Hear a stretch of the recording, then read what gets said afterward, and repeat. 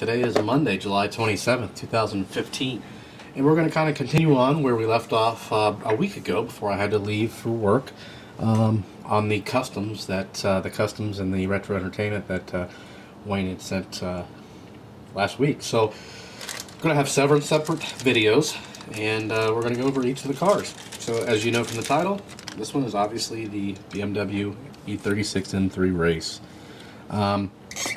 The base is, going to be your standard plastic, but you can see where the two screws are, where he had to disassemble the chassis and put the wheels on. Now these are rubber tire with tread, pretty sweet, and of course painted taillights. We can go ahead and put this little wheel swapper there, zoom in. Most of these videos will be kind of short. I'm going to do some work around the house today, as usual. So I've kind of taken the day off, probably tomorrow as well, to get some things done. There we go. So we'll let that spin around there. I'm not sure what those came from, but they look pretty sweet.